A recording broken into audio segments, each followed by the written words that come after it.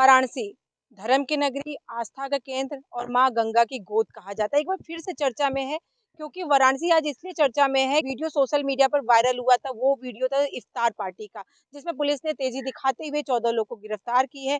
फिलहाल मैं आपको बताते चले कि बात यहाँ गिरफ्तारी की नहीं है, बात एक और वीडियो की है जो कुछ और समय पहले सोशल मीडिया पर वायरल हुआ था। वो वीडियो थी गंगा नदी की क्रूज की, जहाँ से हमने देखा था कि आप सब तक वो वीडियो पहुंचा था कि क्रूज से मल मूत्र जो है गंगा नदी में गिराई जा रही थी, जिसके बाद शिकायत की गई और यहाँ पे नाविकों ने शायद शिकायत की थी, जिस पर यहाँ पे तत्परता भी दिखाई गई। और क्या हुआ, गिरफ्तारी तो नहीं हुई लेकिन सिर्फ और सिर्फ जुर्माना लगा, और जुर्माना कितना, 5,000 रुपए। 5,000 का जुर्माना मार करके छोड़ दिया गया। देखिए, बात हम यहाँ पे गिरफ्तारी या जुर्माने की नहीं कर रहे हैं, बात हम यहाँ पे कर रहे हैं माँ गंगा की, जिनकी पवित्रता को लेकर के पूरी दुनिया में बात की जाती है। गंगा नदी एक ऐसी नदी है जहाँ पर लोग स्नान करने के लिए सिर्फ बनारस के, सिर्फ पूर्वांचल के, सिर्फ भारत के नहीं बल्कि विदेशों से लोग पहुंचते हैं। मानता है कि जो भी गंगा नदी में स्नान कर लेता है वो तर जाता है, तो बहुत जगह से लोग पहुंचते हैं। अब बात यह है कि क्या गंगा नदी सच में जिस तरीके से साफ दिखाई जा रही है वो साफ है? देखिए, अभी मैं जहाँ मौजूद हूँ, आप हमारे सामने देख सकते हैं, यहाँ से निकल रही वरुणा नदी का ये गंदा पानी आप देख सकते हैं कि कितने गंदा पानी है ये। और ये जो नदी है ये सीधे जा रही है गंगा नदी की तरफ, आप देख सकते हैं सामने कचरा लगा हुआ है, नदी में ये पानी मिल रही है।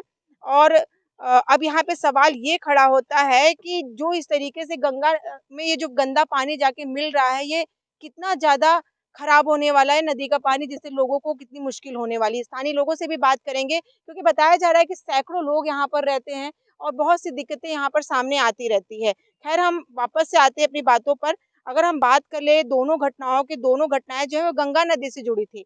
दोनों में पवित्रता का सवाल था, लेकिन कार्रवाई का स्वरूप अलग था। एक तरफ इफ्तार करने वाले 14 लोगों को जेल भेजा गया, दूसरी तरफ गंगा में यहाँ पर मलजल गिराने वाले पर मामूली जुर्माना लगाया गया। यहीं से सवाल उठता है कि क्या कानून का तराजू जो है सबके लिए बराबर है? और अब क्या है कि इसमें सियासत की एंट्री हो चुकी है। अब इसमें विपक्ष से अखिलेश यादव जी का भी बयान सामने आ गया है। उन्होंने सीधे सवाल किया, क्या गंगा नदी में इफ्तार की पार्टी नहीं हो सकती है? और यहाँ अगर बीजेपी की बात करें तो जैसा कि आप जानते हैं कि इस मामले में ही बीजेपी की तरफ से ही यहाँ पे शिकायत दर्ज कराया गया है। तमाम लोग अपनी-अपनी बातें रख रहे हैं, बहुत सारे सवाल खड़े हो रहे हैं। बस लेकिन अभी ये है कि क्या गंगा नदी की पवित्रता सिर्फ़ और सिर्फ़ यहीं से बनती है?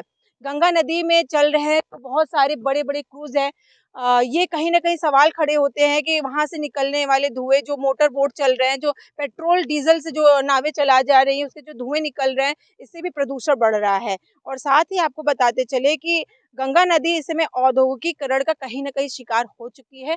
बिल्कुल यहाँ पे आप देख सकते हैं कि बहुत जगह पे व्यापार ही एक तरह से हो रहा है।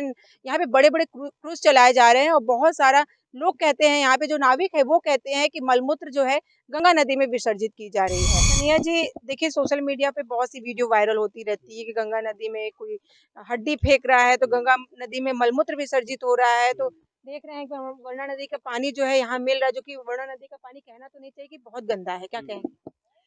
देखिए, वो जो इफ्तियार पार्टी है, इफ्तियार पार्टी किसी को मना नहीं किया है कि इफ्तियार पार्टी करे या ना करे। सबको अधिकार है गंगा की नदी में इफ्तियार पार्टी करना, लेकिन जो गंगा जो है वो हमारी माता है। मैं भी एक निषाद समाज से हूँ, तो हम लोग गंगा पुत्र हैं। तो हम नहीं चाहते हैं कि जो कुछ हम लोग की आस्था जुड़ी है गंगा से या भावनाएँ हैं, वो आहते ना होएँ।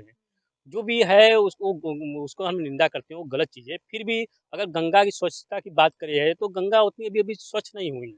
अगर देखें तो वो भारत सरकार है, वो तमाम सी प्रोजेक्ट चलाई, जिसमें क्या है नमामि गंगे हैं, उसके लिए तमाम करोड़ों रुपए फंड जारी हुआ। लेकिन प्रधानमंत्री बनारस आए तो माँ गंगा का नाम ही लेकर के यहाँ पहुंचे हुए थे। हमें लग रहा है सालों बीत गए, हम इंतजार कर रहे हैं गंगा के साफ होने का। हुँ, ये तो देखिए इसमें लापरवाही तो है ही, लापरवाही सरासर है क्योंकि इसमें करोड़ों रुपए खर्च हो जा रहे हैं, लेकिन ज़मीनी स्तर पे कुछ नहीं है।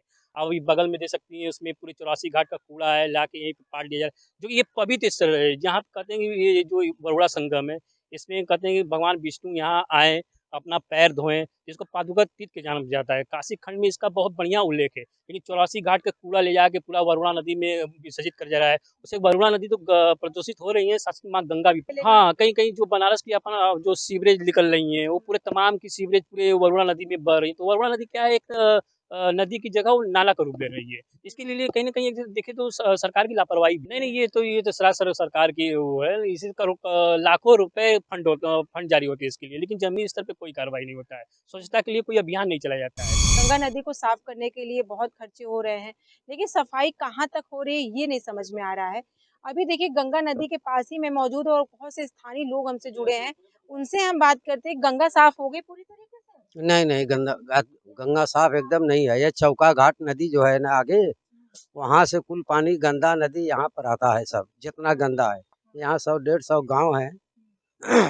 यहाँ इतना गंदगी में सब फँसे हुए हैं कि इतनी मच्छर है, इतनी बीमारी है, कोई सीमा नहीं है। बताइए वो जो ये सब धुआँ-मुआँ जब मोटर बोट का है, ये सब भी बहुत हानिकारक है। अच्छा, सफाई तो होती होगी नहीं, नहीं कोई सफाई नहीं है, कुछ नहीं। आज देखिए ये जो है कूड़ा है, इससे कितनी गंदगी पूरी बनारस का कूड़ा यहाँ पे आके गिरता है। इतना मच्छर है, इतनी मच्छर है कि आप यहाँ बैठ नहीं सकते शाम को। बताइए और उससे कितना बीमारी। कितनी आबादी है इधर? यह आबादी तो कम से कम एक गांव में हमारे इसरा मुहाना गांव है, कम से कम 50,000 20-30,000 सब आबादी है। और उसके बाद राजापुर है, तातेपुर, सिवार है, ये सब गंदगी से एकदम भरा हुआ है। अच्छा, पहले कहा जाता था कि पहले गंगा कभी सदियों पहले की बात बता रहे थे कि हाँ, इतनी साफ रहा करती थी, लोग पानी का अरे बाप इस्तेमाल रे बहुत भैया, करते थे। इसी इसी में आदमी सब नहाते थे। पानी भी एकदम साफ था, इसी से खाना पीना बनता था। अब ऐसा हो गया कि अब इतने हाथ में लेकर के जल भी नहीं ले सकते हैं।